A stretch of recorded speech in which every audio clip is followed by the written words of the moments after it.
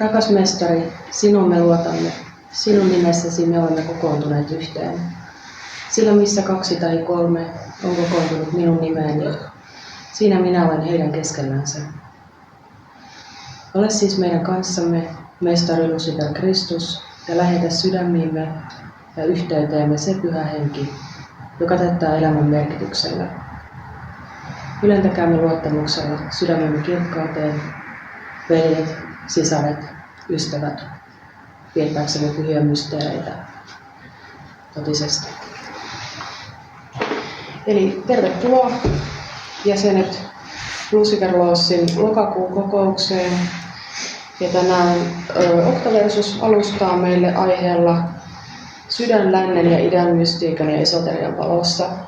Ja tuossa äsken oli puhetta, että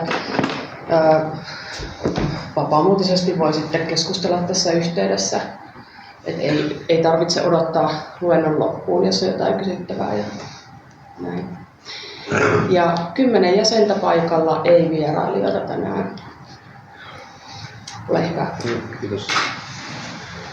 No niin, tosiaan sydän olisi aiheena tämmöinen teema ja symboli ja ulottuvuus, joka kannattaa 2 vuotta aika kuitenkin vähän tietoisesti ja vähän tiiviimmin ollut yhteydessä ja pohtinut eri kannalta. Ja nämä sisällöt on tavallaan se, että ehkä graduu tällä hetkellä vähän tähän aiheeseen liittyen. Nämä on just siitä tavallaan, mistä mun niin varsinainen impulssi lähti siihen graduun. Mutta katsotaan, mä jo tosiaan ajattelin, että mennään tälleen. Mulla on tässä tämmöisiä vähän teemoita ja sit voidaan aina sit teeman kohdalla pysähtyä ja sit kaikilla. Mä veikkaan, täällä on ihmisillä vähän eri perspektiivillä. Mukaan voi tuoda sitten omia näkemyksiä. Mutta joo, mä voisin tähän alkuun tämmöisiä muutamia lähtökohtia, kun tätä esitelmää. Tosiaan kun meillä käytetään nyt niin sydäntermiä, niin tämän esitelmän pointtina ei ole tosiaankaan niin fyysinen sydän tai niin verta pumppaava sydän. Ja monissa kulttuureissa, mitä on käytetty termiä sydän, niin se ei ole sille ollut mitenkään anatomisesti paikannettu. Esimerkiksi hebrea muina vanhan testamentin levetty niin se ei tavallaan viittaa siellä yhtäkään kohtaa, missä olisi sillä oikeastaan kuin anatomisen sydämen. Se on paljon kaikkea muuta. Samoin sanskritikritäjä tai mutta sitten on myös joissain kulttuureissa, niin kuin esim. Kiinassa, niin sen tarkoittaa sydäntä niin kuin ihan anatomista, mutta sitten taas myös tämmöistä niin ulottuvuutta, johon liittyy myös niin kuin tunteet ja ajattelu. Sama myös, Egyptissä on myös tämä muin Ib, jos tiedätte tämä hieroglyfi, niin tämä tarkoitti just tätä kokemuksellista sydämissä on kaikki eri kognition ulottuvuudet ja affektit ja mikä sitten punnitaan. Henkilökohtaisen tuomiopäivä ja sitten on eroteltu se anatominen sydän, hati, mikä tämä on sitten. Siitä on Egyptissä oli jo tutkimusta niin 1500 ennen ajanlaskuun niin anatomista tietämästä sydäntä. Mutta joo, eli tosiaan keskitytään tähän niin kuin enemmän mystiseen sydämeen niin sanotusti, eli ei fyysiseen. Tämmöinen Henri Coffin, niin sillä on hyvä tehdä mystinen fysiologia. Niin tosiaan se on sen lähtökohta. Sitten ehkä hyvä tähän, niin kuin mä ajattelin, pieni tällainen kontekstualisointi, kun meillä tulee niin vahva assosiaatio varmaan sydämenä kulttuurisesti, mitä se nyt on viimeiset vuosisadat länsimaissa tulee esille tavallaan sydän, niin sitten voisin ehkä tähän ottaa sellaisen pienen mitä sanoisi, kontekstualisoinnin, että tosiaan tämä niin koko tämmöinen heart-mind dualismi, mikä on länsimailla aika ominainen, niin se on tosi aika yllättävän tuore historia. Se on niin tutkimuksia siis paikannetaan 1600-luvulla tyypillistä ja sitten on vähän tähän kartesiolaisen mielikehodualismin niin jälkimaininkeihin ja sitten ja siinä on kiinnostavaa tavallaan, että ehkä sydän koko sen musta tuntuu, että sydän mitä se on länsimaisessa kulttuurissa ilmenee nykyään kaikki tämmönen, mitä ihmiset hokee follow the heart ja näitä juttuja ei voi tavallaan ymmärtää, ellei ymmärrä niitä radikaaleja tavallaan maailmankuvallisia muutoksia, mitä on tapahtunut. Esimerkiksi 1500-luvun uskonpuhdistus, joka tavallaan rikkoi sellaisen karikatyyrin narratiivi, että semmoinen keskiaikainen niin olisi kosmosia tavallaan ajatus, että on niin yksi kirkko ja yksi, niin tämä meni ajalle sitten, ja se oli aika se nykysilmästä ei ehkä tunnu niin isolta, mutta se on ollut aikana aika radikaali niin kuin irtiotto se Lutherin, niin ja Lutheria näillähän sydän sai sitten ihan uudenlaisen merkityksen liittyen se uskonteologiaan. Nämä on ainoastaan usko ja siitä se lähti se sydän vähän tietynlaiseen suuntaan sellaiseen ja se on yksi aika hyvä teema muistaa taustalla ja sitten tieteellinen vallankumous totta kai, että sitten on sellainen aika, niin kuin, mitä sanoisi, siitä saakka on jostain sieltä tieteellisestä vallankumoista, joka uskonnolla ja tällaisen, että on tullut vähän niin kuin, mitä sanoisi, jonkinnäköinen niin kuin jatkuva sellainen paine ja pysyy siinä tavallaan sen mukana ja sitten sen niin kuin 1600-1700-luvulla on myös paikan taas tavallaan sellainen niin vaihtoehtotieteiden niin alku ja kaikki tämmöinen, mitä se on tämmöinen esoteria tällaiset, mikä niin kuin ajatus tietty sydämen, mä kohtuun eteenpäin, niin katsotaan mitä jotkut länsimaisenkin tieteen kannalta on sanottu sydämessä, mutta se on jo ihan hyvä muistaa, että se tieteen vaikutus, että se 1628 tuli se tutkimus, toi Demo to Cordis, William Harvey, jossa tavallaan luotiin niin kuin, sydämestä, siitä tulee tavallaan tämä sydänpumppuna. Luodaan tämä metafora ja on ensimmäinen kerta länsimaisen tieteen historiassa tämä sisäinen verenkierron missä sydänpaalaa kierrättää verta.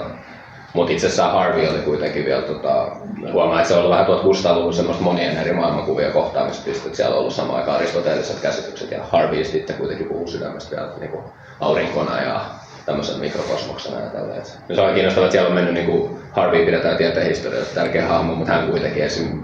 Jossain viittaa tekstissä puhuu tähän, mikä tämä Flood, Robert Flood, alkemisti.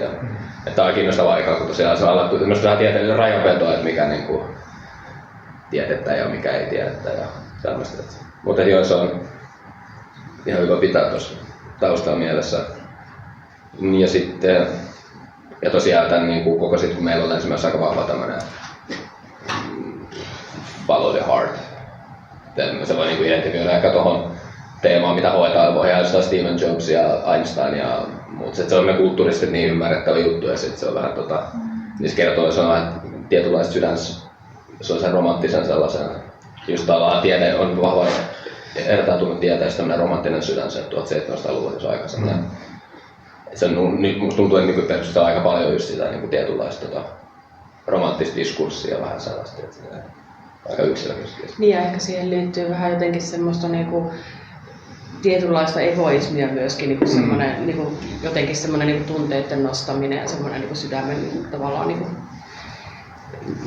liittäminen semmoiseen, niinku, että on niinku, tämä oma tie, mitä täytyy seurata ja näin, niin tulee semmoinen niinku olo. Joo, ja tulee myös mieleen, että miten ehkä nykypäivänä täytyisi miettiä, että se yhdistää siihen semmoisen romanttisen ajatuksen, mutta sitten siinä tuntuu olevan aika paljon epämääräisyyttä, että mitä se sydän tarkoittaa. Että onko se sitten sitä tunteita just, vai onko sitten jonkinlainen kokonaisuus, minkä ympärillä on tunteet ja on ajatukset ja kaikki vai? Se on vaan niin yksilökohtaisesti, mitä se niinku, mutta kyllä se selvästi, jos vaikka ihminen uskoo, että mihin vaan, niin kyllä se viittaa sellaiseen jonkinnäköiseen uskomukseen siitä, että on olemassa joku tavallaan, että sä voit ylipäätään tehdä parempia päätöksiä kuin toiset ja sellaisia, että olisi joku narratiivi, missä niinku, joku autenttisempi tapa elää ja sitten niin aina kuuntelet noita, mitkä puhutaan jälkeen ja seuraa sun sydän, niin kyllä se viittaa semmoiseen joku niinku, maailmankuvaan, jossa on jonkinnäköisiä tällaisia jotain merkitystä siellä. Ja sitten yksi ehkä tähän, just pystytään tämän niin mystisen sydämen kannalta, mikä on ihan tuntuu, että se ainakin on tämmöiseen sufilaisuuteen ja varmaan löytyy myös varhaiskristiuskosta ja ylipäätään, musta tuntuu varmaan, jos lähtisi sorkkiin, että sydämen niin monesta perinteestä tai jos pitää tavallaan, no sitä puhdistus, sydämen puhdistus ja ehkä niin kuin mitä sanoisi, sydän jopa niin kuin ansaita tai siis silleen, että sulla on niin kuin esimerkiksi vanhassa testamentissa on tällainen kivisen sydämen tilalle tulee tää lihanen sydän ja tämmöinen niin kuin symboliikkaa tai niin kuin Muhammedista kerrotaan, että se on jossain lapsena ja sitten tuli tuo arkienkeli Gabriel ja sitten revittiin rintakehä auki ja otettiin sydän ja se pestiin semmoisen Samson lähteen vedellä ja niin hyvä pois, mutta se tavallaan että se sydän ei lähtökohtaisesti joku semmoinen autenttinen hyvä keskusta, että se tavallaan se liittyy tähän ambivalenttiin, mikä herykään musta tuntuu on sitten vähän enemmän päin, just kun on se romanttinen, se kivoin mielikuvia sitä yleisesti. Mutta tosiaan vanhassa testamentissa niin sydän on esimerkiksi ollut tosi niinku, siellä on liitetty kierouilua ja pettämistä ja sitten taas viisaus, että se on niinku tosi semmoinen keikahtava, ailahteleva symboli. Tulee ainakin ortodoksista traditiosta mieleen, miten siellä vahvasti puhutaan just mustasta sydämestä ja semmoisesta, että sydän on niin myös niin intohimojen ja pahojen ajatusten ja kaiken itsekkyyden kehto, että se täytyy niin polttaa puhtaaksi ja työskennellään, että siellä on myös se niin varjo. Joo. No se on ihan toki. Terve. Oliko se? Osaatko sä kertoa, että mistä meille tulee, kun on se sydänsymboli? Joo.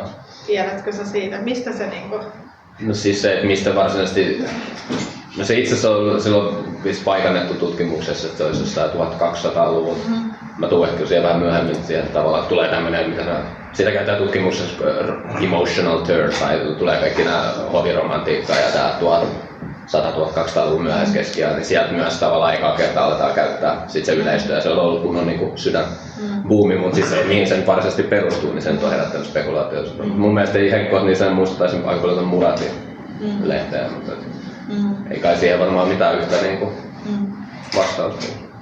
Mulla tuli mieleen sitten taas tommoset varhaiskristilliset jutut, just niinku kristillinen mystiikka. Et siellä on tämmöisiä sydänmeditaatioita, että ihan keskitytään niinku siihen fyysiseen tavallaan sydämen kohtaan ja sitä kautta sitten niinku päästään semmoiseen mystiseen kokemukseen Jumalan kanssa. Joo. Ehdottomasti se on aika monesti traditioissa. Mä tuun vain noin vähän myöhemmin vielä se, että mä oon tässä ehkä, nyt on tää pohjan luotu, mistä tavallaan mitä voidaan sitä sydäntä ymmärtää. No yksi mikä itselle on ollut aika se just vetovoimainen jossain kohtaa, kun on kaikki relativismi ja sitten väliin tulee ihminen vaikeita kausia ja epäilee vähän kaikkea niin maailmassa ja itsessään. Niin sitten tavallaan se kun tajuu jossain, että sydämeen liittyy niin monessa kulttuurissa ajatus, että siinä on joku tavalla, että se on niin joku sellainen syvä. Siellä liittyy vahva niin ontologinen perusta, semmoinen tavalla, että se on niin liitetty, että se vaatii myös kuin Jumalan kohtaamispiste tai vastaava ajatus esimerkiksi Upanishadeissa ja löytyy Rig Vedasta, mutta niin Upanishad näistä teksteissä monissa on niin sydämen kuvataan, että siellä niin löytyy niin on Brahman ja puhutaan niin aika hienojakin metaforoja. Sydän toi Brahmanin kaupunki, City of Brahman. Mutta tosiaan mä otin tähän kuvan, että Marci Ficino sillalle jääketään. Ja musta tuntuu, että Johanneskin aika paljon pyöritellyt tätä kehää ja pisteen, mutta siis Ficino on niin silloin aika paljon ilmeisesti tää sydämeen liittyvä ja se ajatus, että sydän on niin sitä mikrokosmoksen tavallaan keskipiste ja sitten taas niin aurinko, mikä niin rinnastuu Jumalaan. Ja sitten siinä on tommoinen vastaavuus. Sisäinen aurinko. Niin, tällainen. Ja sitten mä otin vaan yhden, niin poimin siitä muutamia, millä kuvailtiin tää Brihadaranyaka Upanishadilla pidetään yhtä niin vanhempia. Siinä on yksi sydän kuvataan, kaikki olentojen olinpaikkana ja kaikki olentojen tukena ja sitten korkeampana Brahman. Se on jotenkin kiehtova myös semmoinen, että se on aika semmoinen inklusiivinen, kun siinä on niin monta, tai että se ei ihmisten tavallaan vaan semmoinen laajempi olemisen perusta. Ja sitten tämmöinen teema, mikä on aika vähän lähempää sitä omaa gradua ja kiinnostavani ajatus sydämeen liittyvä tämä vitaliteetti, tämä sisäinen aurinko ja tällainen ajattelu. No tämä vanhassakin testamentissa on jo ehkä lähin, mikä menee silleen niin fyysiseen sydämeen on tämä sananlasku, tämä varjellis sydäntä, siis sillä sieltä elämä lähtee. Ja niin sitten tämä kiinnostava teema, tämä vitalius ja tämä sydämeen liittyvä elinvoima. Se on saman länsimaisen tieteen historia löytyy, mutta sitten myös tavallaan kun mennään astrologiaan, niin astrologiasta tämä solarinen ajatus, just, että just tämä aurinko on paikannettu tähän sydämeen, mikä löytyy. Sitten tiedätte keskiaikaisen tämä Zodiac Man, missä kuvataan eri planeetat ja nämä astrologiat. Eläinradan merkit. Niin, eläinradan merkit, niin se on just niin aurinkoa antaisi. Mutta sitten se oli tosiaan ihan muutamia niin tieteen historiat keskeisesti niin Aristoteles ja sitten tämän Hippokrateen siinä sydäntutkielmassa ja sitten myös myöhemmin Galenoksen, joka on keskiaikaisen lääketieteen niin tämä avainhahmo, mutta kaikki näistä on puhunut myös tällaisesta ihan fyysisen sydämen vasemmassa kammiossa olisi tällainen pieni tuli. Että se on ajatus, että sydämellä on niin tämmöinen elämänperiaate, että se tuottaa niin lämpöä, koko kehon lämmön. Eli tavallaan, että ei mitenkään niin aivojen kautta. En ole aika silleen, mitä sanoisi, esim. Aristoteles, joka on länsimaisen tieteen isä ja niin kai pois, mutta sitten ne menee aika korkealle siinä välillä niin kuin Aristoteleen, kun mä luin sellaista, missä käydään niitä Aristoteleesta ajatusta sydämestä semmoisen niin kuin, principus vitalis tai niin kuin elämän periaatteena, niin sitten siinä on Aristoteleen ajatuksessa oli, että tässä on tämä vasemman kammion se tuli, niin sitten siihen osallistuu vielä se, miten kuvaa niin kuin neuma, mitä tämmöinen niin kuin henki. Että se niin kuin tavallaan mahdollistaa sen koko prosessin, että se on vähän tällainen. Ja se, mikä on kiehtovaa, niin Aristoteles samaisti sen pneuman tuohon eetteriin. Se käyttää termiä astraalinen elementti ja suoraan eetteritermiä myös, mikä kyllä tavallaan no tää tulee ehkä kohta vähän tähän niinku, mitä sanoisi esoteriikkaan, mutta että on niinku ihan virallisen tieteen niinku historiasta löytyy tällaisia ajatuksia. Ja Aristotelehan sitten tietenkin eetteri oli se koko kaiken muun kuin tämän kuun yläpuolisen tai kuun sen niinku aine, mistä kaikki rakentuu kvintessenstä tai tällainen. Ja eetterillä on tosi pitkä historia sitten tavallaan länsimaisen tieteen historiassa. Musta tuntuu, että siinä että on mikä on siirtynyt sitten tieteestä pois, niin sitten se on siirtynyt vaan niinku teosofiaan ja muuhun tai niinku esoteriaan. Sama niinku eetteri. Samaistatko sä tuossa ton vitaaliuden tuohon eetteriin? Siis, se on niinku, se on osa sitä, mikä on tavallaan, mä jätin sen ehkä auki tähän sinne, koska mulla ei ole tuohon niinku eetteriä tähän niinku niin syvää tietoa. Mä ajattelin sitä aloissa, että joku Johannes Oltta voisi niinku vähän niinku avata, mutta siis ylipäätään tämän niinku tuli on se niinku vitaalius, mutta et sit se tavallaan saattaa sisältyä ihan tällaisen tieteenkin sisällä. Tällaista, mutta sitten taas jos tulee niinku No Upanishadissa löytyy esimerkiksi sydämen kuvataan just sitä on tämmönen niinku kammio tai mikä cave tai syvenne, se on niinku Dahara Akasha, että olisi tämmönen missä on tää Akasha, eli tämmönen vähän niinku eetteri avaruudellinen aine. Kuultautuisi sydän sitten, no just tosiaan Aristoteleen löytyy pneuma sitten tämä Cornelius Agrippa, niin silloin se etherum vehiculum ajatus, että tämä niinku tää eetterikeho. Tai mä en tiedä, nämä menee vähän nämä termit sitten, että mä en tiedä, kuusi puhutaan eetterikeho ja astraalikeho. Mutta olisi tavallaan paikannettu se eetterikeho sinne niinku sydämeen tai sinne ja sitten tää Paracelsus, niin sillä on Siderish Helleip, niin tämmönen Siderish, niinku sideral, ja tavallaan tämmönen tähti. Keho, niin se tavallaan on just paikannettu. Ja Aristoteleen vielä siihen, kun se on Aristotelessa, niin vaikutusvaltainen hahmo tavallaan koko, mitä on myös käytetty monen astrologian perustana ja niitä Aristoteleen niin teorioita ja sitä. Niin, sieltä ehkä kertoo silloin tuossa ajatus niin 3 eri sielusta, että on tämmöinen niin sensitiivinen sielu. Tai ennen sitä on tämmöinen vegetatiivinen sielu, sensitiivinen sielu ja sitten rationaalinen sielu. Ja kasvit ja kaikki eläimet ja ihmiset jakaa sen vegetatiivisen ja sitten sensitiivisen sielun niin ihmiset ja eläimet ja sitten ihmisellä on vaan tämmöinen rationaalinen sielu. Se on ajan siellä Aristoteleen vähän jotenkin epäselväksi, mihin se rationaalinen sielu oikein paikantuu. Mutta sitten nämä 2 aikaisempaa sielua vähän paikantuu just tähän sydämeen. Mihin sitten liittyy tavallaan, että Aristoteleen puhutaan niin sydänkeskeisenä ajattelijana, että hänen niin ajatus edes mielikuvitus muisti ja sitten tämmöinen yleisaisti, sensus communis löytyy sydämestä. Varmaan tommonen, tai mitä sä sanoit tuosta sensus communiksesta? Sitäkin on käännetty silleen suoraan yleisaisti, mutta ajatus tämmönen, että on tämmönen niinku, mitä se olisi ekstra ulottuu, joka niinku kaikista eri aisteista koko niistä tavallaan ymmärrettävää itsellään. Aivan. Ja tavallaan tuntuu, että se vitaaliuden ehkä pystyy paikantamaan osittain sinne eetteriin ja sitten just tuohon ajatukseen ja siihen yhdistävyyteen, että vaikka joku, jos ajattelee okkulttisen käytännön kannalta, että miten semmoinen sydämen puhdistaminen toimii, niin siinähän helposti mennään semmoiseen aika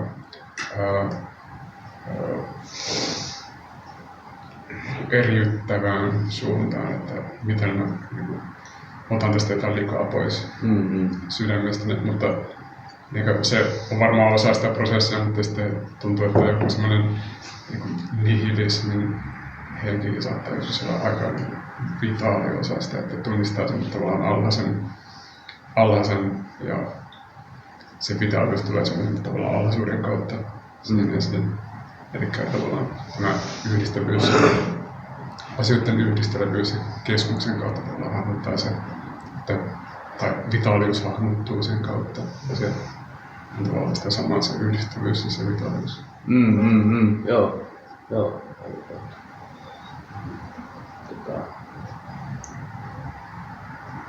Eetteri, musta tuntuu, eetteriä siihen liittyy, tai tää mitä ei sai sieltä täältä tullut vastaan, niin eikö se eetteri jostain kautta liity muistiin? Jollain tasolla, että kaikki nämä puhutaan mässyset, aikakirjat ja tällaiset, että on niinku, ehkä myös kiinnostavaa ajatella, kun sydämeen on tosi monikulttuurisesti liitetty ajatus, että siinä niinku muisti ja niinku tämmöinen intuitio, niin tavallaan, että sydän olisi joku pääsy johonkin tavallaan tietoa, jota tavallaan ehkä sitten sellainen perus arkijälki niin ohittaa.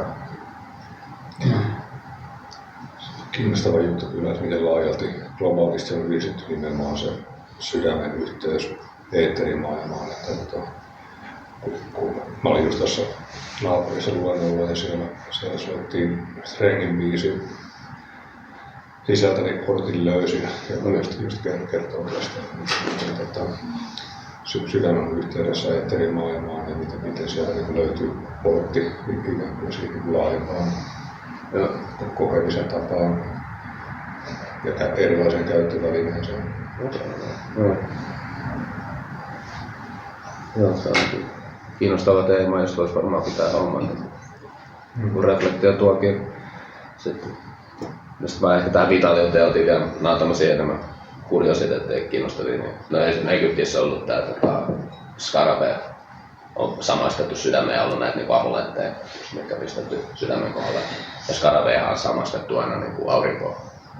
Ja sehän se solarinen tavallaan, kun pyörittää sitä palloa, tai se palloa, mihin sä halutaan ne munat.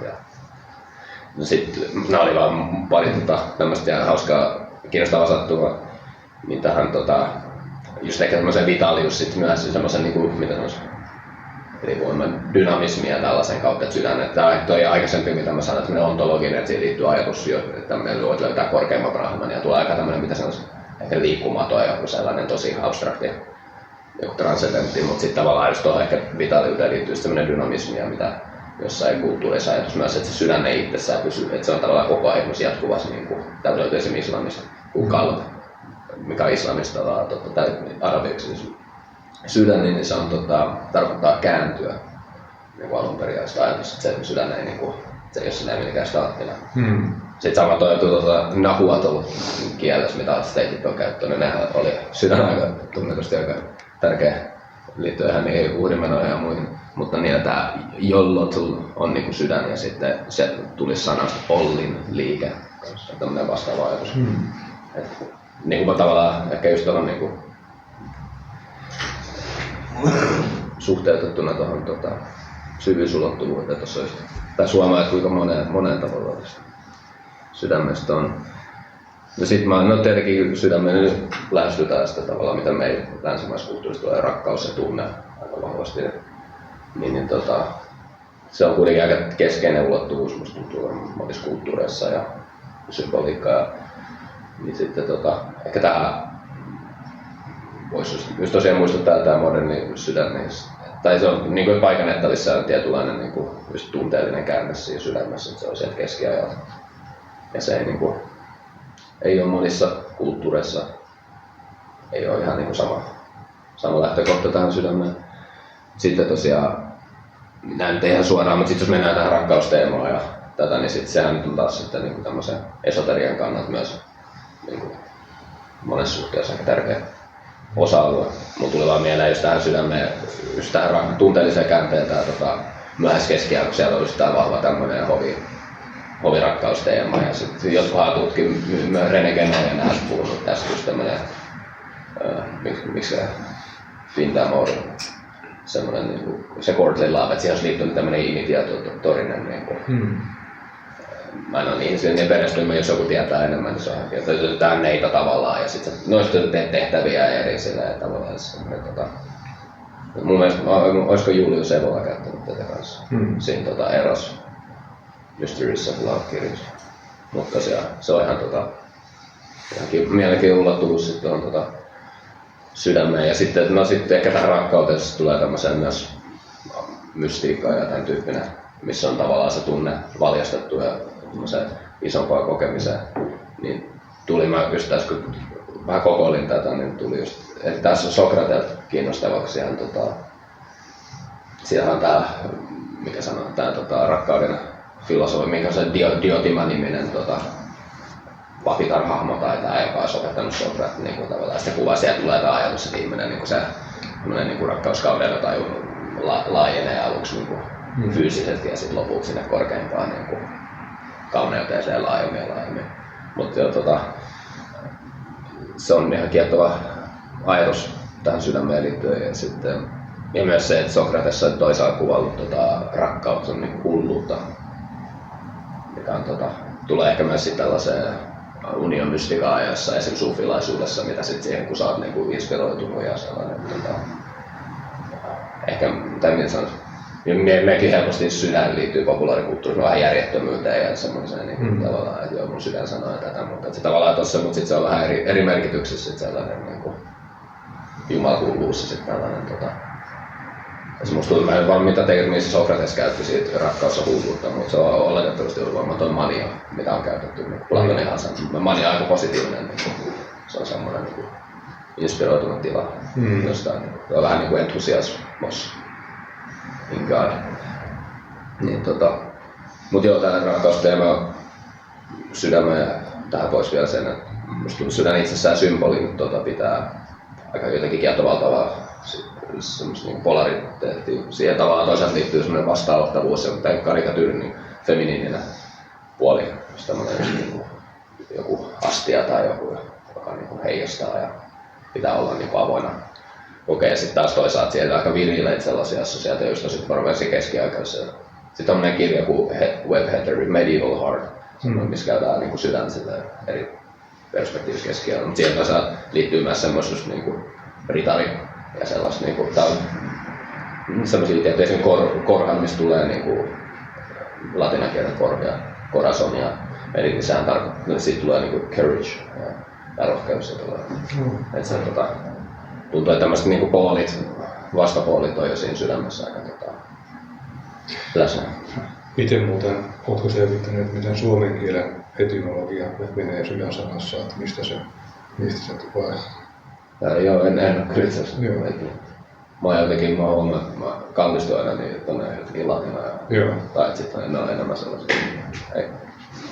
Ois kyllä ihan kiinnostunut. Sitten niin, en tiedä, tää tämmönen niinku yleinen, jos ihmisiä tulee tässä tähän niinku sydämen rakkauden tunteen kytköksiin ja antaa tulla. Tuosta vaan sanottiin tuo seuraa sydäntäsi.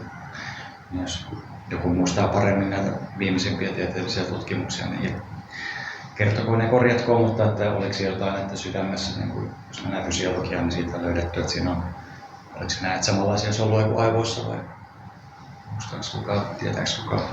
Jotenkin tämmöistä, että siinä on ihan tämmöisiä niin tavallaan tieteellistäkin pohjaa nykyään, että tästä sydämen viisaudesta, että siellä se ei ole niin simppeli kuin on ehkä kuviteltu. Niin siis joo, kyllä siinä, mä oon kanssa kuullut vähän, tai no vähän sitten kun on käytetty myös mahan näistä, että se olisi niinku myös aivot mahassa. Siellä olisi se, että muuten joo, en ole siihen. Ja kyllä siinä sydämessä sitä on tutkittu, mikä on kiinnostavaa, niin just löytyy vaikka paljon erilaisia storeja, missä ihmisellä on sydänsiirrot tehty ja sitten ne on niinku saanut toisen ihmisen niinku yskäystappoja temperamentti muuttunut tai tullut jotain ihan kummallisia niin fiksaatioita tai sitten jotain alkanut joku, vaan myös on ihan hauska story, joku vissiin jostain alakulttuuri tuli jostain jenkeistä, en tiedä mistä päin, joku tumma keski-ikäinen mies sitä ja on kuunnellut varmaan jotain populaarikulttuuri äijä, niin sitä on yksikäs alkanut, se on saanut jonkun lapsen klassisen joku, onko se viulisti tai joku sydämen, ja sitten se oli alkanut kuuntelemaan just jotain klasaria täysin. Sitten se vaimo on ollut sen, mutta tämän tyyppisiä kaikkia storeja, että siihen liittyy, mutta tosiaan mä en osaa sanoa siitä, kun en mä en tiedä mikä kardiologia tai mikä siinä on sitten se pohja. Mutta kyllä näissä on myös sit helposti oman sen graduaiheen teema huomaa, että nämä myös sit kun vähän kun tulee jotain tietää, niin jota annetaan niin kuin mitä sanoisi termiä, ja sitten helposti vaikka omastutaan sellaisesta tavalla, että sit sitä aletaan ottaa vähän niin kuin sana joku energiaa ja ne voisi lähteä vähän elämään omaa elämänsä. En olisikin, että mä en tiedä, niin helposti jotkut ottaa sit sen niin tavallaan vetää siitä pidempiä johtopäätöksiä. Se tavallaan miten se niin aivan. Tuo oli hyvä muistutus, että nimenomaan sydän siirroissa tapahtuu vain radikaaleja. Että olisi kiva tietää verrattaa, että onko se huomattavasti niin kuin just isompia muutoksia muihin elimiin. Että onko se just, että siellä on suuri keskittymä kaikkea semmoista tavallaan henkilökohtaista hienovarastoa tai miten se sitten onkaan varastoitunut siihen nimenomaan just sydämeen. Niin, onko se just jokainen tavallaan solumuisti tai solutaso on joku tällainen. Mä en niin kuin tiedä mihinkään tämä voisi perustua. Mutta se kyllä noin huomaa just, että noin jakaa, niin kun mä koitin just siihen lukea, niin sitten taas jotkut otti sen silleen, että tietysti tiedemaailmassa sitten on vähän silleen, että okei, että toi on helposti vähän sellaista want to believe-osastoa ja sellaista, että sitä ei oteta välttämättä sitten niinku tollaisia ilmiöitä aina niin vakavasti. Että se jakaa jotakin aina tutkimusta, mutta joo, miksei se niinku. Tulee mieleen, että jos sormi siirrettäisiin toiseen, että miten se vaikuttaa ihmiseen, niin sitten voi havainnoida ihan semmoisella fysiologisella tavalla, että se toisen ihmisen sormi vaan niin kääntyy jotenkin pikkusen eri tavalla kuin se oma sormi. Että sitten tuollaisessa sisäilmiössä ehkä vähän hienovaraisemmalla tasolla nähdään erot. Tässä on tosi hyvin ladattu, akuuttisesti ladattu sormi, niin siihen voi siirtyä tosi paljon. Mä luulen, että tuosta alueesta kauhuelokuvasta löytyy aika paljon niin erilaisia esimerkkejä, miten elinsiirteet vaikuttaa. Ei nyt ehkä tule sellaista tieteellistä tutkimusta niin mieleen.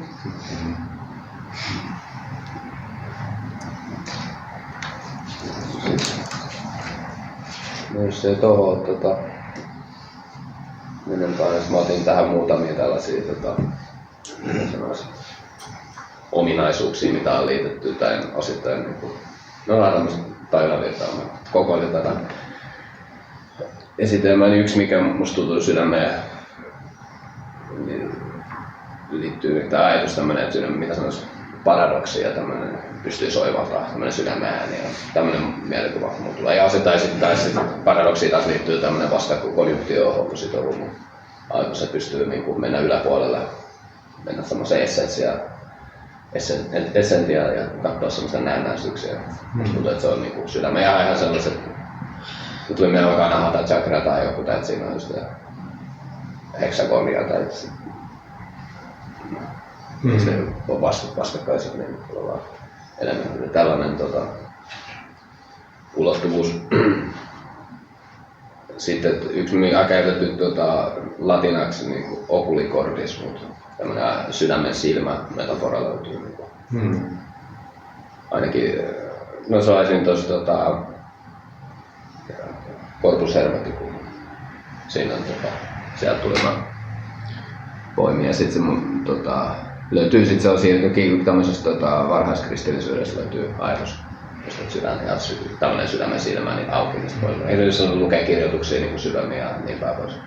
Onko se nähnyt eroja noissa, että mitä sillä tarkoitetaan? Ai sydämen silmällä?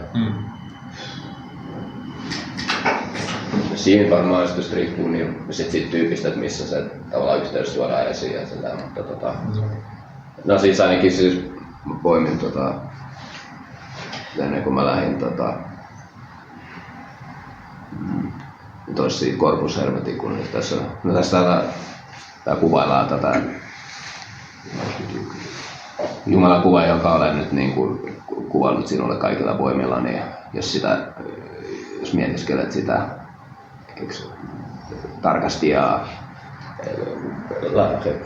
näet sen representoit sen itsellesi niin kuin, sydämen silmillä.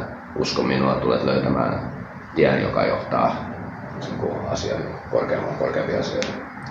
Mutta tämmönen, että musta tulee, että siihen liittyy varmaan just tämmönen suora oivallusajatus, niin kuin mennään johonkin, mutta sitten myös tällainen niin kuin sydämpi, jotenkin intiimimpi, niin reflektointi ja tällainen. Tuli mieleen, kun puhuit sitä heksagonista, kun on yritetty piirtää sydämen sakran symboli, niin semmoinen silmä, joka yhdistää ne kaikki heksagoninen sen 7 pisteen yhdistävän semmoisen näkemyksen johonkin asiaan. Kun sitten taas niin kuin tuossa jo aikaisemmin sanoisin, että nykyään tuntuu, että kun puhutaan sydämestä, niin ihmiset puhuu tunteista enemmän. Mutta varmaan esoteriassa lähteessä semmoinen enemmän tämmöinen niin ihmisen aspektinen tai prinsiippien kokonaisuus. Ei se niinku musta tuntuu. No heart mind voisi, niin sitä käytetään sen Kiinan siitä sydämestä, jos se käännetään niin englanniksi heart mind. Tai sitten se Christopher Wallis, Tantra Illuminated, siinä se just on sillä tavalla, että Chitta tai Hridayanen pitäisi just kääntää mieluummin niinku heart mind jo itsessään, että se on niin hämmentävä tavallaan. Kun noita ei eroteta, ja se on itse asiassa kiinnostava ajatus, että missä menee sen tunteen ja tiedon raja ja mikä on niinku tunnetta ja tietoa. Ja se on aika niinku oleellista. Meille ehkä tulee jos mieleen abstrakti sellainen kylmä järki ja sellainen tosi niinku ei-ruumiillinen ja sellainen tosi niinku epäfyysinen ja joku. Mutta sitten taas ehkä näistä jo mystisten traditioon, niin sit se tavallaan tieto ja sellainen just sydämessä ilman niin onkin jotenkin paljon lähtökohtaisesti kehollisempi. Millaisia asioita sä huomaat noissa lähteissä, mitä olet tutkinut, että mitä sydämen silmä havaitsee tai aistii, millaisia asioita? No näitä, mitä nyt tulee mieleen usein, tai ollut tämmöisiä korkeimpia tavallaan totuuksia ja sellaista, niin kuin näistä läpi. Ja tällaisen Origeneissa käytti tällaista, niin kuin Origeneissa, jos tietää varhaisen kirkkohistoriaa toisella vuosisadalta. Ja kuitenkin aika paljon platonismista ammentanut. Niin, mutta se käytti niin kuin sydämestä principale cordis ja sitten se kuvaili jossain, mihin saarnaan liittyy jokin. Mä en muista mikä Raamattu on, mutta siihen se kuuluu tämmöinen teltta, missä on tavallaan, niin olisiko se on siitä numeroiden kirjaan liittyvä, mutta sitten on tämmöinen teltta, missä on verhan takana tavallaan se pyhimmästi. Onko se just sitä verran? No mutta se kuvaa sitä, että sydän on ainoa osa ihmisessä, joka voi vastaanottaa totuuden mysteerit ja havaita Jumalan salaisuuden. Mysteria veritatis arcanum Dei.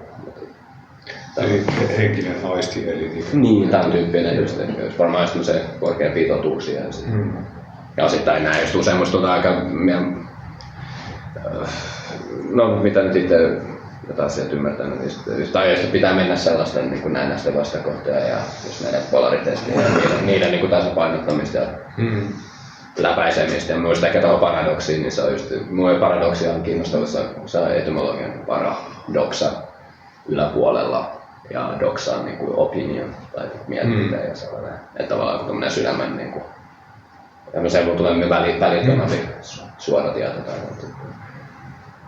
näin toi on tullut vastaan.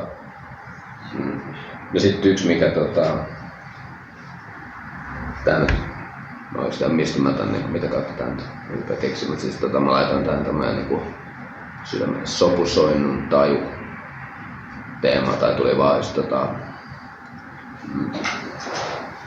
sellainen jonkinnäköinen harmonian taju ja sellainen niinku tuli vaan miten sitä nyt niinku muotoilet jossain tajunnavirrassa siis ehkä semmoinen kokemus, maailmankuvallinen kokemus, missä oot osa ja sydämekkästi semmoinen niinku aistii ehkä se niitä henkisiä totuuksia myös, että sitä kautta niinku juurruttaa sua siihen niinku ympäristöön ja semmoinen niinku mieltäisin Johannes puhuttu buddhi eli ykseysaisti. Ja buddhia on liitetty niinku just usein tai paikannettu sanskriittarikirjallisuudessa sydämään. Niin, tällaiset sulautumiskokemukset. Niin ja varmaan myös asioiden niinku yhdistäminen ja sellainen niinku yhteyden näkeminen ja semmoinen niinku, mikä musta tulee aika nykyään se on aika sellainen mitä vähän sivusilmät huomioon tietynlaisessa vähän niinku tämmöisessä New Age. Että mitä siellä se sydän tulee, niin se on aika usein just semmoista niinku heart, niinku connecting teemaa ja sellaista niinku, milloin varmaan sitä omaa tilausta on, niin sekava aika ja sellaista niinku informaatio tulee ja näin, mutta tää jotenkin motivaa tuohon niin muutamia tällaisia esim. Niin tästä mä oon laittanut vaan sanaa, niin mulla joutui vähän jäljittää missäkö. Mut siis sydämeen on liitetty myös tää kuuleminen. Niinku sydämen niinku kuunnella sydämen ääntä ja sydämen niinku tällainen. No se on ihan symbolisesti ihan kun sydämellä on ne niinku auricle, niinku siis sydänelimessä niinku korvat. Ja sitten se ib-symboli tossa ja se on se malja, jossa on korva. Mutta no ainakin Lutherin nää itseasiassa, no tää voisi ottaa tämmösen pikku rönsylle, että läpi keskiä tai näköaisti on pidetty niinku tosi tärkeä, mikä just liittyy toi niinku oculicordis sydämen silmään, että se on ollut aika semmoinen vahva metafora ja on niinku siirtynyt just kaunokirjallisuuteenkin keskiajalla, mutta se ja sit on ollut tämmönen länsimainen tendenssi tehdä hierarkioita niinku aistien välein. Tai niin asettaa niitä järjestelyä, niin puhutaan more noble senses ja sillä näkö ja kuulo on ollut ne niin tyypillisesti. Mutta kuulo on ollut tosi pitkään se, eikö siis kuulo vaan näkö on ollut tosi pitkään se, joka on dominoinut, mutta sitten uskonpuhdistuksella, niin esimerkiksi jotkut tutkijat ovat havainnut kiinnostavat Lutheria, ne alkoi painottaa just tää sydämeen tätä kuuntelua. Ja ne oli tosiaan anti sitä niin visuaalista ja oli vielä uskonpuhdistus riisutaan ja kaikkea. Ylipäätään Jumala tulee vähän transcendentimmaksi ja otetaan kaikki niin kirkkotaidetta riisutaan. Mutta niin tämmöisen ajatus, että sydämellä voidaan niin just kuunnella. Mutta oliko se... Niin, tuli mieleen se, kun puhuttiin aikaisemmin sitä eetteriyhteydestä sydämeen ja ollaan AT-piirissä aika monesti puhuttu siitä, miten nuo elementit jakautuu semmoiseen karkeisiin elementteihin ja eetterielementteihin. Niin, sitten toisaalta on useinkin erilaisissa esoterisissa systeemeissä samaistettu aistit ja elementit. Sitten joku elementti tavallaan edustaa jotain aistia. Niin tavallaan tuosta tuli mieleen, mitä äsken sanoit, että se, just miten se tuolla sydämen kautta voidaan sen selkoaistimuksen tavallaan kyvyt tai hahmotuksen kyvyt ottaa käyttöön. Joo. Ja niitä on varmaan vähän systeemistä riippuen mitä aisteja niihin liitetään.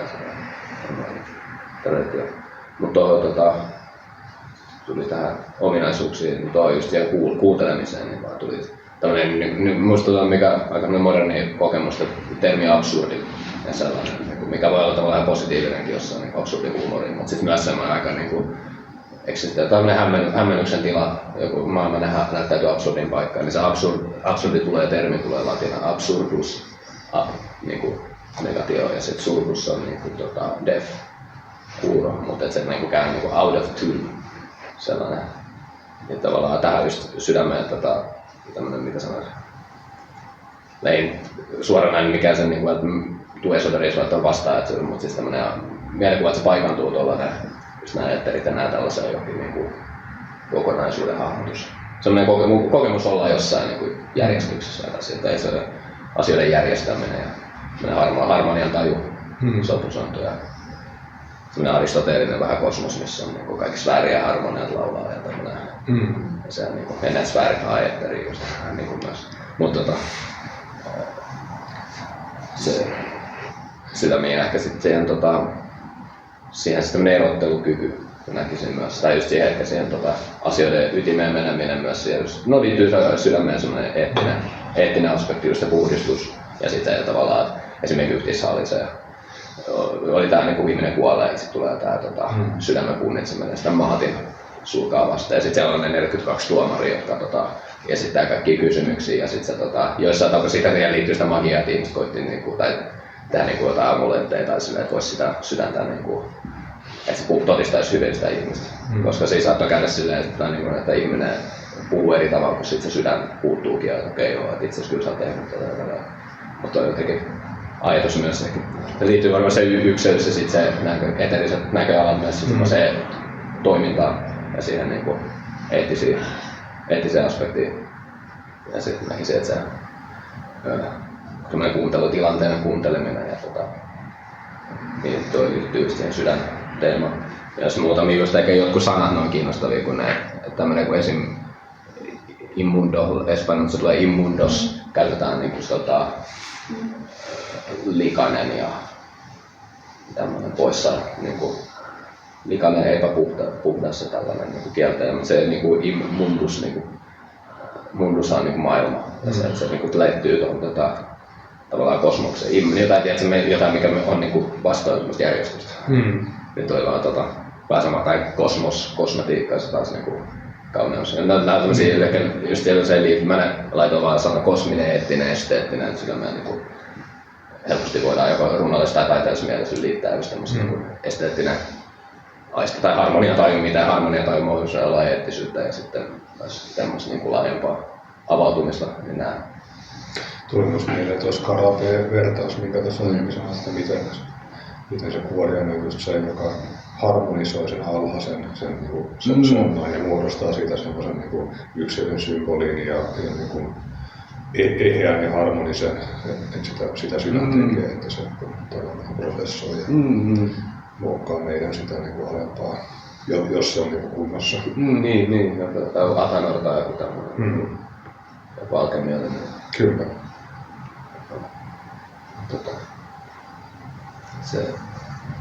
Noin on jonkinnäköisiä, mitä sydämeen liittyviä tai jotenkin symbolia tulee mieleen. Tai näin mä jotenkin assosioisin näitä asioita sillä sitten sit tosiaan se transcendenssi ja semmoinen ykseys löytyy jostain just ehkä enemmän siihen mystiikkaa, että sitten ihminen voi niinku tekee tiettyjä valintoja elämässä ja jotain, niin voi kokea jotain korkeampia realiteetteja ja muista. No, islamissa on tai sufilaisuudessa on vahva tämä just sydämen liittyvä mystiikka ja kaikkea. Sieltä löytyy hienoja kaikki erilaisia ilmauksia. No sitten on ne hadit, näitä perimätietoa, missä on just Jumala sanoo sitä, neither my earth nor my heaven can contain me, but the heart of my believing servant contains me. Tällaisia niinku aivan myös ehkä semmoiseen paradoksisuuteen ja tämmöinen ajatus, että on niinku rikotaan noin tilan niinku tavallaan realiteetteja. Niinku, muuten ei islamissa varsinkin ole niin tarkka se, että Jumala ei voi niinku rajata ja kuvata ja niin päin pois. Ja sitten on ihan sellainen kuvaava ehkä siitä niinku mikä rooli siis sydämellä voisi olla jossain uskonnossa tai mystisyydessä. Sitten me on muutamia tämmöisiä metaforia voimin niin kuin eri perinteistä tähän, mitä aavikkoveljeä tai varhaiskristityys sydämeen on liitetty tämmöinen metafora, niin sydämen kirja, mikä on tämmöinen metafora, joka on välittynyt keskiajalla ja se on itse asiassa tavallaan vanhassa testamentissa kirjoitettu sydän niin kuin lakikirja, missä Jumala tavallaan niin kuin, sellainen Jumalan laki on sydämessä ja siitä Egyptistä löytyy toi sama vähän niin kuin symbolinen kirjassa semmoisen tauluna, niin se on tämmöinen, mikä sit tämmöisessä varhaiskristillisessä askeisessa niin tuli tällainen aika, mitä sanoisi, ajatus, että sydän on just tämmöinen niin kuin kirja, mitä luetaan tai niin kuin oma niin kuin vähän päiväkirjan reflektio, missä se kertotaan, mä en tiedä ketkä on käyttänyt, mutta tämmöinen kreikkalainen kardiognosis ajatus, että omaa niin kuin sydämeen pitäisi niin kuin päivittää ennen kuin se askeisi osaa niin kuin lukea.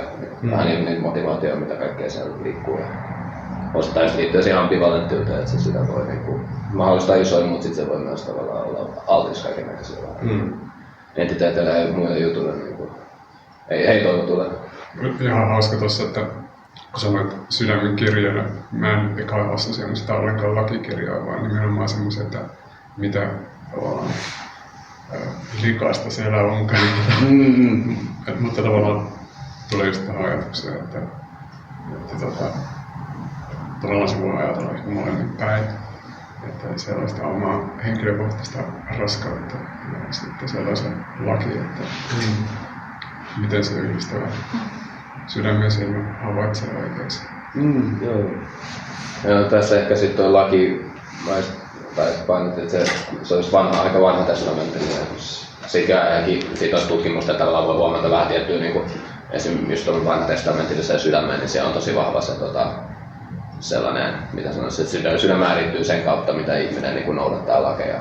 Ja se on niin tosi tärkeää, että just se niin laki ja sitten tietysti vähän niin kuin sulla olisi niin kuin ne Mooseksen käskyt siellä synnyttäisessä. Sellainen aika.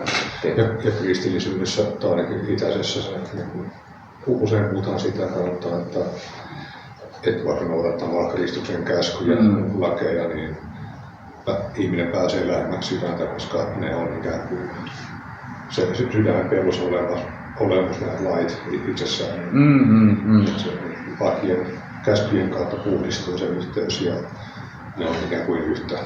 Niin, eikö se olisi varmasti tuohon aurinko tai tuohon tavallaan vitaliuteen eetteriin ja sitten voisi Kristusmystiikkakin sitten on vähän niin kuin, tai ymmärtänyt jotenkin just, että aurinko nousee keskiaurinkoa niin korkeammat just tai sitten tämmöinen kammiotematiikka, mikä löytyy sydämeltä tai laskenut kammio ja joku tila, niin varmaan edes liittyy tämän Kristus ja puhdistukseen. Sitten on niin muutamista islamilaisista mystiikasta sydämen peili, se on kanssa puhdistus, jotta peili voisi niinku heijastaa tavallaan sitä Jumalaa tai toimia tällaisen yhteyden pisteen. Varsinkin maailmassa se on, niinku, ei ole samanlaisia peilejä kuin nykyään, että se on niinku ruostunut, se on jatkuvasti pitää puhdistaa. Viime aikoina miettinyt jonkun verran teologiaa ja yrittänyt reflektoida sitä. Vuosien saatossa on tullut kokemusta, että mitä se merkitsee mulle ja mikä se on se tapa, millä se toimii, niin tuntuu yhdistyvän just tuohon tavallaan eettisen selkärangan ylläpitämiseen, mikä mä sitten yhdistän tämmöiseen vaikka peilin puhdistamiseen, että koko ajan se selkäranka tavallaan häviää, jos en mä aktiivisesti pyrin sitä tavallaan kirkastamaan. Uudelleen. Tämä on semmoinen muistitelma myös. Tai jatkuva sellainen muistutus ja muistiaudotus. Sitten mulla tuli jossain se Lilian Silver, niin se on siitä Kundalinista kirja. Mä oon vaan löytänyt sitä, mä en pystynyt varmistamaan, että onko muistossa mä omaa, mutta tämmöinen sydämestä myös ajattaa niin mehiläispesänä. Ja sitten on ehkä tämmöinen tantrinen, missä niin valjastat sun aistit tavallaan siihen sisäiseen kapasiteettiin ja siihen kokemiseen. Ja ne mehiläiset on niitä aisteja ja sitten ne kerää sen aistikokemuksista sitä hunaa ja vie sinne pesään sinne ytimeen sen. Se on jotenkin aika jotenkin mielikuva myös. Tai tuoda ehkä just semmoista niin aistillisuuteen ylipäätään. Kyllä, eli tää on just varmaan myös omia aisteja, mihin ne kohdistaa, että tulee puhdasta. Niin ja varmaan se ylipäätään sitten, että miten hakee niiltä aisteiltaan, miten hakeutuu tässä. Se taas vie ehkä semmoiseen just noihin muihin sydänteemoihin sellainen orientaatiomaailmaan ja mitä sä haet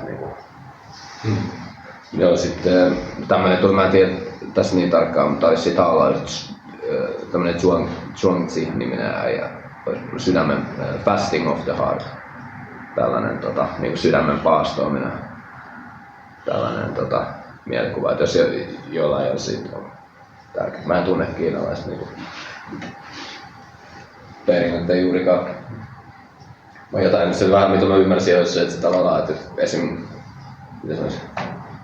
No tällainen fasting, niin maha tyhjentää vähän samaa sydämeen, mitä sanoisin, aisteista ja omista sellaisesta ennakkoluuloa, että sä voit oikeasti vasta kuunnella. Tai siis meillä semmoista tyhjentymistä ja sen vastaanottavuuteen liittyvä.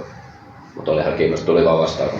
Niin toi kuulostaa aika semmoiset, mitä mun mielestä kristillisyydessäkin on just ne semmoiset kontemplatiiviset rukoukset, niin kuin ainakin joissain traditioissa, että on se semmoinen niin kuin puhdas oleminen ja pyrkimys niin kuin just semmoiseen tyhjään tilaan, minkä kautta on sit yhteydessä Jumalaan. No siis. Et musta aika samanlainen. Sama joo, vaan vois noissa jostain eri vaan termit. Niin, semmoista sanatonta niin rukousta.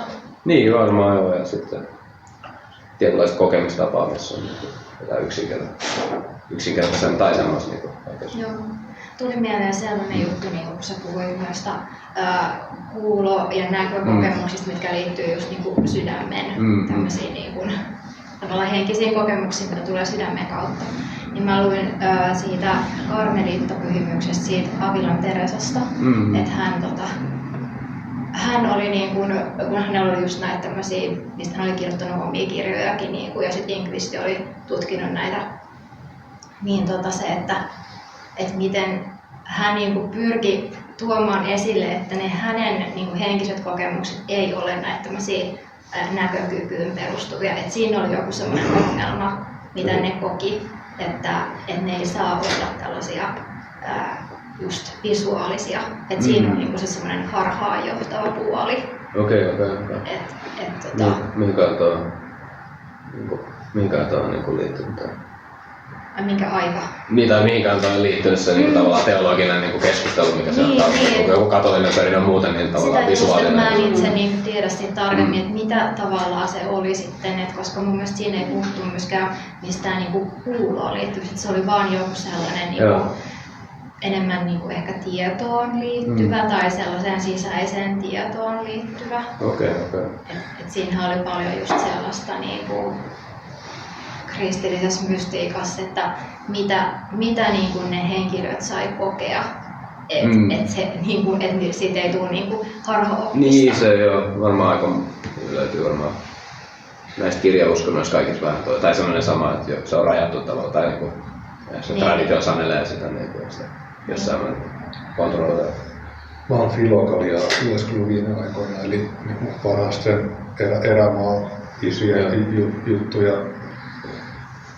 2000 vuoden takaa, niin siellä just paljon painetaan nimenomaan sitä, että mielikuvitus on saatanasta. Eli siinä kun se ajatellaan sillä, että kun ihminen alkaa kuvittelemaan asioita, niin ne sitten niin herättää muistoja aisteista ja intohimoista ja aika nopeasti sydän lähtee niiden mukaan ja sen takia olisi parempi, että ei niin tunnelmoida tai niin lähetä semmoiseen astraalisuuteen tai että se saakkaa sydäminen. Niin, toi on varmaan. Niistä riippuu varmaan painotus ja mikä sitten tulee missä niinku traditiossa, mutta tässä on varmaan pointti, että plus myös, että me tavallaan, kun me lähestytään nykymaailmasta jotain ihmisiä, ne on elänyt niin eri kontekstissa, just tämäkin tavallaan meidän paljon me annetaan visuaalista dataa ja meidän suhde niinku suhde on niin muuttunut kuin ihmiset, ketkä mä oon miettinyt noita, missä ilmeet tapahtuu, noin ihmiset on myös vähän aistillis vähän erilaisessa maailmassa, että ylipäätään tuohon visuaalisuuteen. Että se on otettu ehkä myös, mitä sanois, jos on kiinnostunut keskiajaltaisen tosi moraali, niin missä optiikka ja teologia, tämmöinen moraali menee sekaan niin tämmöiseen niin aistien niin liittyvää. Mä en muista kuka se oli 1200-luvulla sellainen kirja, missä niin optiikka tämmöiseen niin eettiseen, mitä niin tavallaan katsoo ja just liittyy tämän himoihin. Augustinuksessa oli tämmöinen niin concupiscentia oculorum, eli concupiscentia tai tämmöinen niin hekumallisuuden tai niin silmä, just liittyy varmaan siihen katseeseen. Ja kyllä, se on suoraan yhteydessä sydämeen.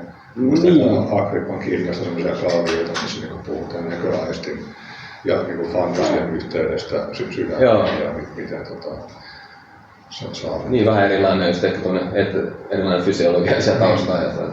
Ne oli sädeoppia, siis silmistä lähtee säteet, se on ollut Platonilla just se Galenoksen ja sinne olisi usein mennyt sekoittunut. Tai se Galeninen kehonkartta, että on niinku 3 erilaista henkiluokkaa kehossa tavallaan spirits, mistä tulee edelleenkin varmaan tiettyä niinku kieltä low spirits ja näin, mutta sitten tavallaan ajatus sydämestä niinku vital spirits, että ne voi siirtyä sen näköaistin mukana. Ne on siihen rakkausrunouteenkin liittyviä mielikuvia. Kyllä. Mutta se koko katse on ollut vähän niinku varmaan jotenkin maailmassa on katsottu asioita eri sitten sen asetin, jos yrittäisin katsoa sinne inkvisiittoreiden syynäilän tätä silmää, että mikä järki siinä on ollut, niin varmaan se tulee siihen nimenomaan siihen astralismin ongelmaan, että kun yritetään puhua jostain sisäisistä ja uskonnollisista asioista, niin sitten se astralismi tavallaan on siinä sellainen harhauttava tekijä, että sä helposti, jos olet järkevä ja skarppityyppi, niin sä et mene siihen lankaan, mutta sitten kun puhutaan tälleen massoista ja inkvisittorit tavallaan ja kirkko on joutunut vähän niin kuin katsoa sitä kokonaisuutta, että miten näitä lampaita paimennetaan täällä, niin sitten siinä on se, että nyt on varmaan vähän niin täytynyt yrittää painottaa sitä, että näitä ei saisi olla liian objektiivisesti ja tavallaan visuaalisen ja objektiivisen maailman kautta ajatella niin loppuun saakka, että koska tuolla on joku Jeesuksen kuva, niin Jeesus on siinä, vaan siinä painotuksessa varmaan puhtaimmillaan ollut se ajatus, että yritetään nyrjäyttää se semmoinen metaforinen ja symbolinen maailma ja maailmankuva silleen kohdilleen, missä niin henkiset aistilliset näyt alkaa puhumaan siitä, mikä on vaikkapa merkityksellistä etiikalle ja tämmöisillä asioilla. Niin, ettei mene semmoiseen pinta-aistillisuuteen. Niin. Varmaan siinä voi olla myöskin, kun sun mainitsit Teresa, jotain tällaista niin pohdinta taustalla. Varmaan myös niin, just mihin se kohtaa sattuu, niin kuin, mihin vuosisadalla ja mihin niin teologiseen diskurssiin on sattunut syntyä, niin sitten tavallaan esimerkiksi Islannissa on kiehtova se historia, tai jotenkin sielläkin on niin vahva just esimerkiksi tämä kuvakielto, että Muhammed ei saa kuvata, tai semmoinen just aika aistillisuuteen, epäluulo niin kuin tavallaan, että Jumala aina niin on aika apologeettinen tai kieltävä, että Jumala aina jotain muuta, ja kaikki tuollainen visuaalinen esittäminen koetaan vapaa, mutta sitten taas jossain tämmöinen mystikko kuin Ibn Arabi Andalusiasta 1200-luvulla, niin silloin ei mielikuvitus tosi niin kuin, mitä sanoisi, hyvässä tai positiivisessa valossa siinä niin kuin tavassa lähestyy. Ja sitä, siinä taas sen toimii, niin kuin, mä koitan nyt tästä vähän niin kuin jotenkin kiteyttää että just tämä mielikuvitus liittyy sydämeen, vähän niin kuin Aristoteleen kanssa. Mielikuvituksen kyllä on se sydämessä. Mutta tavallaan, että sydän pystyisi, niinku, niitä liittyy siihen tavallaan transcendentiin ja immanentiin tai tämmöisen tuon puoleisuuteen ja tämän puoleisuuteen. Että semmoinen niin järki ei pysty niinku, mennä tavoittaa kuitenkin ottaa se niinku, transcendentti ja puhua siitä, mutta sitten tavallaan sydämen ominaisuus pystyy just niinku, näkemään sitä pyhyyttä niinku, siinä immanentissa. Vähän tällainen ajatus, että se tavallaan, että se vaikka niinku, Allah on niinku, essentiaalisesti aina jotain muuta, mutta sitten niitä ollaan niinku, manifestoon, tai voi niinku, jos se tavallaan sydän olisi just tossa se rooli, niinku, että pystyy aistimaan. Niin, aistimaan ja sitten niinku, näkee sitä pyhyyttä. Niinku.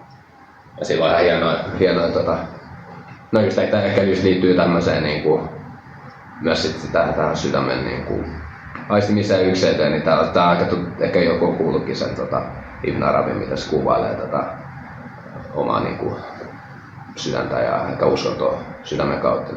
O marvel, a garden amidst the flames, my heart has become capable of every form. It is a pasture for gazelles and convent for Christian monks, and a temple for idols and pilgrims Kaaba, and the tables of Torah and the book of the Quran.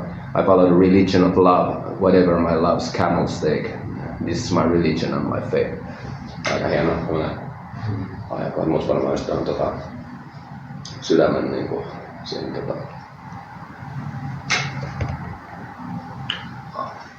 pyhän aistimiseen ja sellaiseen, että pystyy mennä sellaiseen mukaan. Ehkä siinä mielikuvituksen ajatuksen vastustamisessa on myös se ajatus, että pystyy sydämellä aistimaan ja olemaan koko ajan sydämessä läsnä, niin ei voi lähteä liitelemään mielikuvituksen maailmoihin, vaan että se niin harhauttaa pois siitä fokuksesta, mikä niin pitäisi pitää usein henkisesti oli myös nimenomaan niin sydämen kannassa. Niin, se. Joo, ja se. Sen takia mielikuvitus on vähän harhauttava ja saattaa. Niin varmaan just, että se on ehkä sitten tulisi mieleen tunne vähän semmoinen tantrinen just tavallaan perus jossain tiivetä ja sitten tavallaan mielikuvitussa paljastetaan, että se tavallaan se on just siitä, että se pitäisi niinku myös vaan niinku puhdistaa niinku se sydän, että se ei ole sitä, mielikuvitus ei ole sitä, että sun jatkuva joku minä-rakenteluprojekti luo jotain niinku skenaarioita ja tuo menneistä ja istuu vaan, että sit se tavallaan sit puhdistaa sen, niin sit se voi just tulla niille korkeimmille muodoille ja näyille tai silleen, että varmaan että kaksiteräinen miekka ja sitä niinku järkikin varmaan. Kyllä. Varmaan liittyy tuohon sydämen puhdistusteemaan. Mutta näihin mielikuviin, niin sit, no myös Origenes ja jollain muilla kirkkoissa oli myös ajatus tavallaan, että Imago Dei, Jumalan kuva olisi niinku ihmiseen niinku ennen lankeemusta just sydämessä. Niinku, mikä taas sitten liittyy, no siis on symbolia silleen, mutta semmoiseen, että anna siihen taas puhdistumiseen, että sä tuot sitä Jumalan kuvaa sieltä esille. Tällainen niinku. Taivaallinen ihminen. Niin, Adam mikä kai mä oon. Ja toi taas sit on itse asiassa, mä oon itse aika paljon vetovoimaa tuohon just islamilaiseen mystiikkaan, jos mä oon aika paljon sen kanssa. Mutta siellä on kiinnostavaa, että löytyy sitä niin vastaavuuksia. Sufilaisuudesta niin al-insan, al-kamil on tämmöinen termi aika tärkeä, niin kuin perfect human. Ja se liittyy myös sydämeen. Että jotta sydän voi olla niin kuin, kunnolla niin kuin aktivoitu, niin se just pitää olla, että Allah 99 nimeen on niin kuin eri. Se liittyy kameus ja muut kaikki myös rankemmat puolet. Vähän niin kuin varmaan tämä Sefirot 2 nämä puolta, niin pitää niin tavallaan ihminen ilmaisen niin kaikkiin niitä Allahin nimiin, niin sitten tavallaan sydänkin on niin kuin, sitä kautta sitten niin kuin eri puolit. Niin vähän tämän tyyppinen ajatus. Mutta just rinnastus tuohon imagoteen vähän sitä vastaavanlainen. Joo, no tässä alkaa. Tässä on vaan tämmöisiä yleiset niin kuin nykypäivän kannalta, että mikä sydän on niin kuin nykypäivän, mikä sen on potentiaali, mitä kaikkea se on. Tai ihan yleistä tietysti on jotain.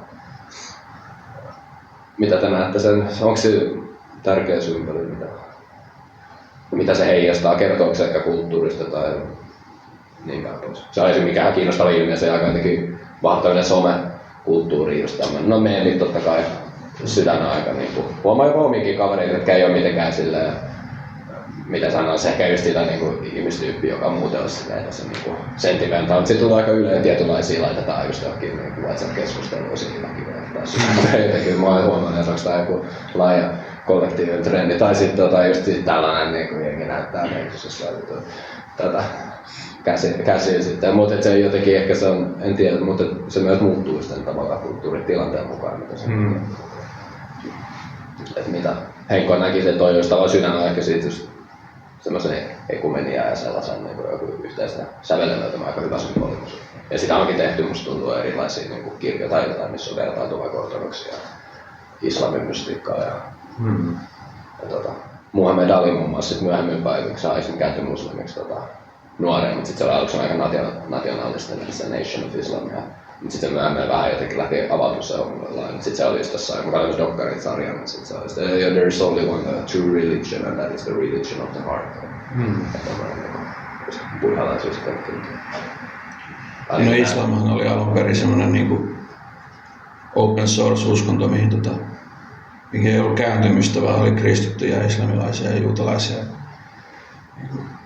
Kukat kaikki se niinku oli kaikkien ihmisten asia. Se 200 vuotta sitten se tapahtui samantua kristinuskolle, että siitä tuli dogmaattinen, monoteistinen, joo. rappeutunut uskonto. Niin ainakin just musta tuntuu, että siellä on aina niitä kerroksia, että sitten on se virallinen tavallaan ja sitten on sitä niinku teologista vääntöä ja sitten mutta sit siellä on alla semmosia virtauksia, jotka musta tuntuu islam. Mutta se on oikein kiinnostava islamin historiaan liittyy sitä. Me vähän samalla, että sit jos aletaan vääntää noita niinku dogmatiikkaa enemmän ja kaikkea. Ne sufilaiset piti sen niin kuin ne ei koskaan luopunut siitä. Mutta tavallaan se vaatikin sitten sen, että ne oli niitä hörhöjä niin kuin me, jotka siellä yhteiskunnassa niin kuin tuli sitten sufilaisiksi ja sai tavallaan turvapaikan siitä mystikko-maineesta itselleen. Niitä ei poltettu tai hakattu palasiksi. Niin kuin siellä. Niin, ja kyllä niitä jotain sitä aina tiettyjä hahmoja siitä onkin ihan pistetty palasiksi. Mutta joo, se on kyllä, ja siihen sufilaisuuteen liittyy ajatus, että se on niin perimäketju, vähän niin kuin kabbala ajatus, että on niin jatkuu tämmöinen tieto ja että se olisi niin Muhammedista saakka ja mikä edelleenkin tavallaan ajatus. Tai just, että joku niin joillekin tiettyjä Muhammed vaikka näyttäytyy tai joku imitaatio. Se on ihan kietova niin oma maailmassa, eikä niin oma sit, kun niitä lähtee just vertailemaan, kuinka ne on kuitenkin eri kulttuurit uskonnot vaikuttanut toisiin. Vähemmän kuin tietyt taas sitten tantrina ja joku joka ei enää buddhismia. Mut joo, ei tosiaan, että jos teillä on jotain tällaista niinku yleistä maalailua tunnelmaa, että tossa oli noin niinku rönsöitetty tavallaan. Niin, no tuosta samat, että ajatuksia populaarikulttuurista tai ehkä sitten laajemminkin. Ihan mistä. Joo. Niin, no tässä nyt on ollut ilmoilla ja vireillä tätä niin kuin pitkään jo ihmiskunnan kollektiivista niin kuin henkistä kehitystä seuraavalle tasolle, niin siitä vaan niin reflektoiden tähän. Et jos nyt katsoo vaikka 7 chakran järjestelmää, niin siinä missä olisi juuri chakra, Muladhara, Svadhisthana, chakra, Manipura. No, solar plexus on vähän huono käännös sitä, sitten se anahata siinä sydänchakrana, niin just että suuri osa massoista on yleensä pyörii nykypäivänä siellä kahden alimman chakran, että siellä on tää niin, henkisessä säilymisvietti, lisääntymisvietti ja mukavuudenhallinta ja sosialisointi ja sen semmoista. Ja ne harvat yksilöt, jotka on siinä sitä Manipuran kohdalla, niin ne on niitä, jotka hallitsee niitä, koska niillä on sellainen siihen liittyvä hallinta ja ekon kristallisoituminen sitten. Mutta sitten just, että jos niin kollektiivisesti oltaisiin tässä niin nousemassa vielä niin next levelille sitten siihen anahtaa taas sydänchakraan, niin sitten liittyen tähän niin kollektiiviseen heräämiseen ja mitä näitä sitä voi kuvailla, niin tällä tavalla, että jengi niin enemmän niin sydän avautuu ja tulee se sydänyhteys, joka just ylittää sen polariteetin, mikä on tässä näillä niin alemmilla tasoilla ja sellaisen. Ja buddhi. Buddhin herääminen. No, siihen osittain liittyy jo. Mutta tällainen just, että tällainen kollektiivinen yhdistyminen myös siinä, että jos katsoo, että nyt tietyt valtarakenteet pyrkii just jotain hallitse pitämään kaikki niin ihmiset mahdollisimman erillään tavallaan toisella, jopa monenlaisilla kampanjoilla, niin mitä tässä nyt on viime vuoden ajan nähty, että koska sehän on paha, jos ihmiset jotain yhtä köyttä ja puhutaan niitä hiileä, niin sitten tähän liittyen, että on kuitenkin se vastavoima meillä, että me yhdistytään ja sitä kautta sitten voimaannutaan ja myös sitten se hienovaraisempi tietoisuuden niin kollektiivinen nytkähdys ja harppaus seuraavalla tasolla. Voi vaatia sitä, että se sydänkäsitys siitä saadaan muuttua. Tai sitten sellainen niin kulttuuriset mielikuvat. Liittyykö toi vesimiehen aikaan yhtään toinen? Näyttää liittyvän kyllä. Mutta ilmenemismuodot voi sitten olla vaikka näitä mieltä tai emotioita sitten. Sittenhän on vähän eri tulkintoja, että onko se alkanut vielä vai? On eri tulkintoja tästä. Jotenkin mukaan ei edes olla enää kaljuudessa. Niin, ja on musta jossain taas traditionaalisissa kouluissa just tavallaan nähdään ehkä vähän niin kuin, ei niin positiivista. Tai siis sillä on just enemmän semmoinen jatkuva niin kuin rapiotila tai sellainen. Niin, että Kali Yuga on 5000 vuotta sitten vasta alkanut ja muutama 100 vuotta. Niin, ja näitä on menossa tästä vielä pahemmaksi tai tällainen. Meillä on ehkä joku Evola tai Revolt Against the Modern World. Kulta-aikaa saa aika monta 100 000 vuotta kyllä odotella. Niin, voi olla. No, Kali Yugakin on tietysti mielessä aikamoista kulta-aikaa. Sillä on niin paljon potentiaalia. Sielun kulta-aikaa. Niin. Niin, mut joo, se on.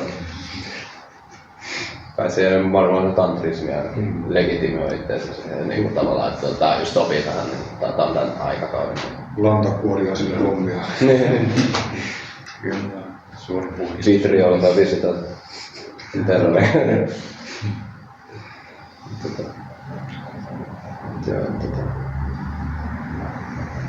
En tiedä mistä on toi tommonen myös tommonen populaarikulttuuri, niin vahva symboli ja sitten sun taisi olla kiehtovaa, se on niin mitä se määrittää, niin varmaan monen miljardin ihmisen niin jollain tasolla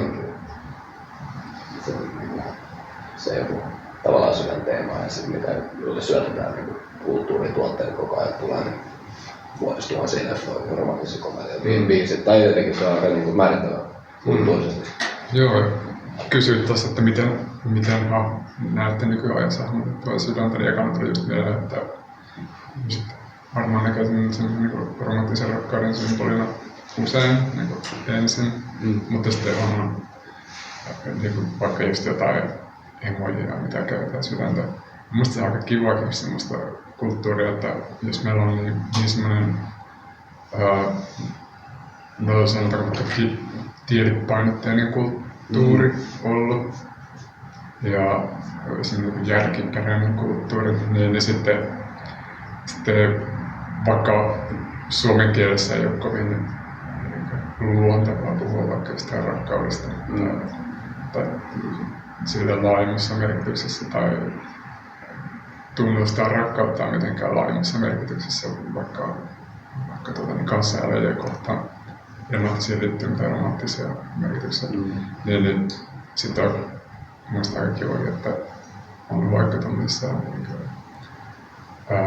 kirjallisen viestittelyn ohessa pystytään tämmöisiä symboleita käyttämään ja ehkä vähän tuomaan semmoista feminiinisempää aspektia esiin. Joo. Ja varmaan toi on just kulttuurinen vastareaktio sellaiseen tietynlaiseen tieteelliseen tavallaan just mä ehkä siinä kohtaa maininnut sitä sen enempää, mutta sen tieteellisen vallankumouksen muutoksen, mistä on aika sieltä 1700-luvulta alkaa tulee tämmönen niinku enemmän samaistaan niinku ihmistä niinku aivoihin ja sitten tää niinku kartesialaiseen dualismiin, että sitten täällä on niinku irrotettu tahansa mieli ja keho ja sitten on se niinku Descartes on joku rationaalinen sielu jossain käpyrauhasessa ja siitä on lähtenyt sitten semmoiset erilaiset, niinku, missä tietoisuus enemmän painottuu tuonne aivoihin ja sinne päähän. Niin sellainen, siitä on se käytetään niinku cerebral subject tai sellainen, mitä neurotieteitä tuottaa osittain. Sitten se siirtyy myös helposti kulttuuriseen sellainen. Ja kaikki mielikuvat, aivot jossain altaassa ja tällainen, niin ehkä toi on myös sellainen joku alituinen vastareaktio sellaisen, että mulla on sydännäköistä, se on niin kehollinen symboli, kuitenkin se on tavallaan, jos jotenkin paljon enemmän aivot on vähän silleen, kyllä nyt aivot on aika radikaali, se pari hyvää pommia, niin sä niin ei toimi muistita muut, mutta sillä jotenkin sydämelle niin arkisesti jotenkin niin sellainen vesavoimainen varmasti kehollinen. Johtuuko se osittain tuosta niin kulttuurin tilasta, että minkä takia sydän sitten nähdään helposti vaikkapa siellä emojen tasolla niin feminiinisenä asiana ja siihen kurottavana. Kun sitten jos ajateltaisiin, että eletteisiin jossain matriarkaalisessa kulttuurissa, niin rupeisiko se vähän niin kuin saatanan tavoin sitä, mikä on vähän uupuu, niin symboloimaan, että tulisiko sydämestä silloin vähän sen maskuliinisen symbolin. Niin, voi olla.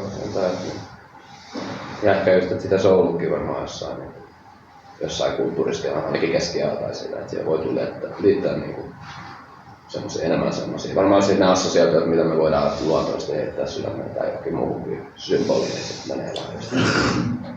Millaisia tavallaan kulttuuri tarjoaa taustalla reunaehtoisia, mitä me voidaan ajatella tai symbolia. Mutta liittyy hyvinkin varmaan tähän tietynlaisen mutta taas feminisyyden nousuun ja sen aspektin tuomiseen siitä, sekä miehet että naiset on tavallaan niin tuonut sen esiin, että ollaan oltu ei välttämättä, ehkä se tie on käynyt vähäksi aikaa loppuun, että kaikki on ylijärkeistetty ja menty semmoisella maskuliinisella energialla ja tehty tuhoja sit siitä, niin just tuolla myös sitä niin feminististä tasapainottavaa aspektia. Ja eko tämmöiset niinku ympäristöön liittyvät ilmastonmuutos tai sellainen tietynlainen niinku lähestymistapa maahan ja kanssa ihmisiä ja sitä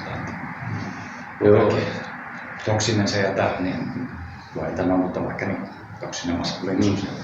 Näin olisi päin, mutta että siinä taas totta kai hyviä puolia kaikki se, mutta sitten on myös paripuolia ja niitä. Niin, kyllä ne paljon kärsimystä tuottaa. Niin varmaan ehkä sitten jos niitä aiheita, jos ottaa semmoisen lähtökohdan toisi joku niin muutos, niin varmaan sitten just kielessä musta on ainakin länsimaissa niin on aika vahva just tämmöinen, mikä tietenkin jakaa myös ihmisiä.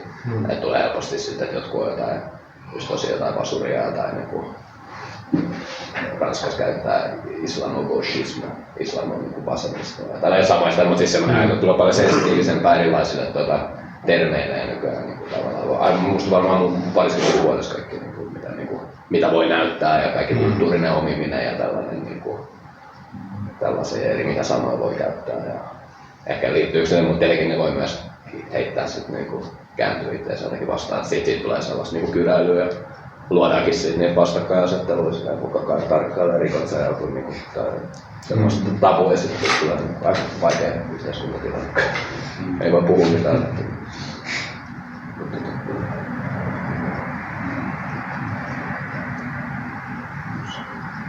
Onko jotain vielä jotain?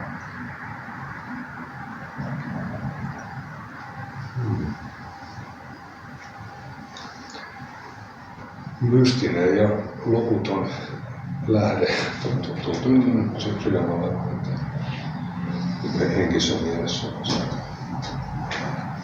Siellä on aina jotain niin puutettavaa ja aina voi syventyä enemmän ja enemmän. Ja Niin, se on. Niin monta leijeria ulottuu. Joo. Se henkisyyden ydin siinä mielessä, että mä itse sen käsitän.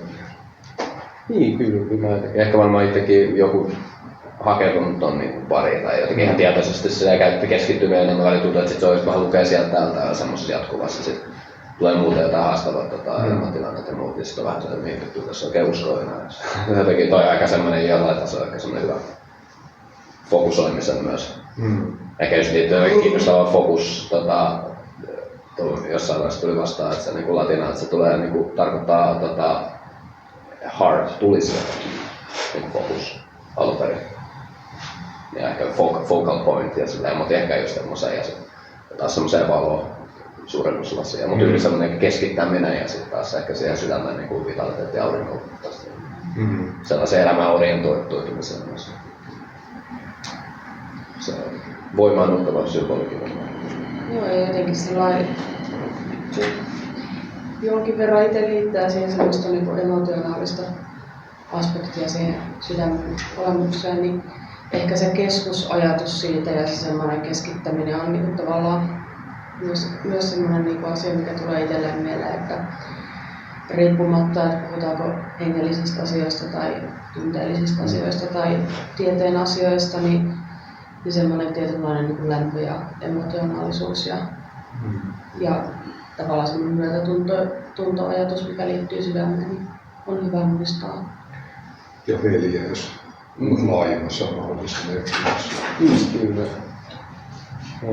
Olkoon tie mikä vaan aika tärkeää.